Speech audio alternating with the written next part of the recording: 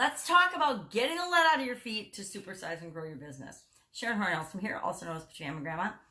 This is an expression that comes from the Second World War, World War II, when American soldiers, they wanted to move faster. They'd say, get the lead out of your feet. Imagining that there were, heavy lead weights in your feet. Now, I actually used to walk around with ankle weights. Sometimes I just packed them up as I'm moving. That's what reminded me of it. And that would make my feet actually physically heavier. So it would have to put forth more effort to lift my feet. And that actually felt like lead weights. They weren't lead, of course. They were just little ankle weights on your feet. And so the expression, get the lead out of your feet, it means, to speed up, to move faster, get busier. Let's get the show on the road. Let's get moving.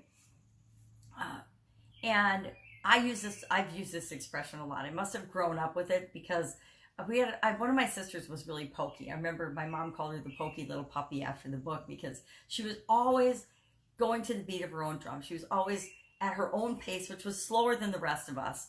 And so I think I probably grew up with, come on, hurry up, get the lead out.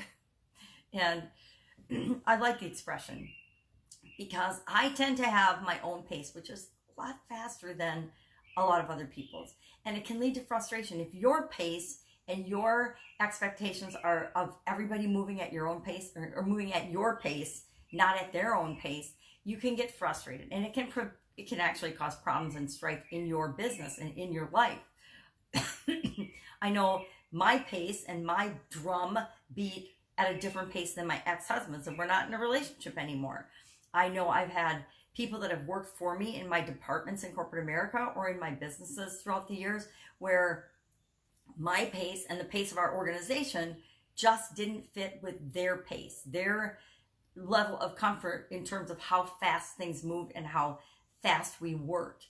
I had an Italian food business for over 3 decades, and in manufacturing, the work is set up in a process that has to flow, and each task, each job, each process depends on the previous step or the previous person's doing their job at a pace. And so you'd have to get the pace set for the entire line, for the entire process.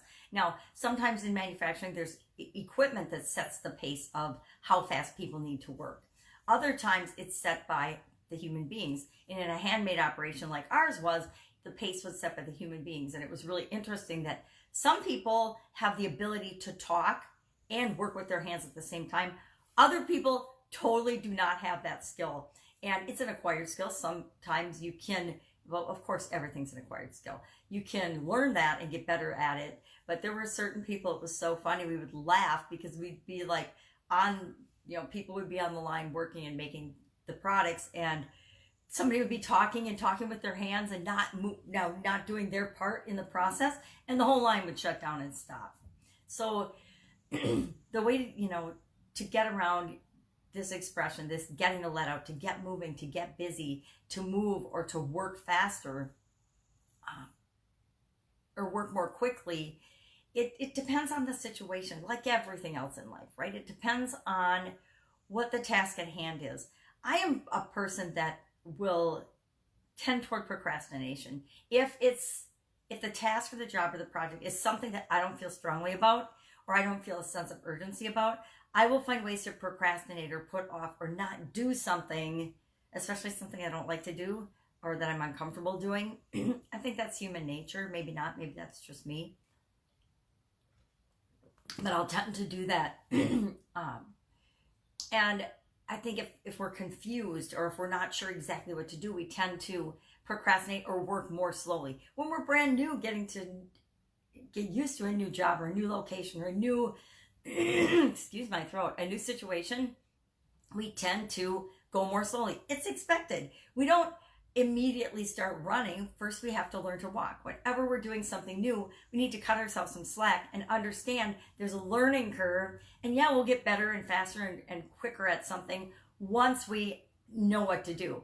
But there's some things that we expect people to do just because they've already got the skill set.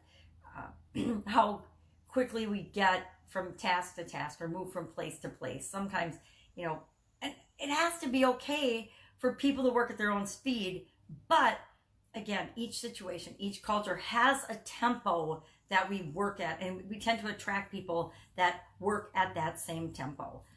Now, how do you do this? How do you use this? Get the let out, work more fastly, work more quickly, get busy in your organization to grow and supersize your business. Number one, by setting the example yourself. You set the tone and the pace for your business and your organization. That's what the owner and the leader and the visionary does. Once you set that pace, you give people some range of freedom within that to do their own thing and to be themselves, because we want people to be themselves. You know, I don't expect, and I wouldn't have ever expected, the person in R&D to do something as fast as the person on the production line. R&D is a slower paced, different paced entity and division. R&D is where we experiment and we try different things and we hypothesize and we play with the processes. In manufacturing or in the different departments, the process is already defined, and so the pace is different than in the research and development department. I think that the most important thing to do is for yourself and for other people is to have clear expectations. This is what the expected result is, and this is the timeline, a reasonable timeline in which we expect it to be done. That's why all of my projects and all of my action steps and action items always have an estimated timeline. Okay, I think this particular job is going to take me 10 days, or this project.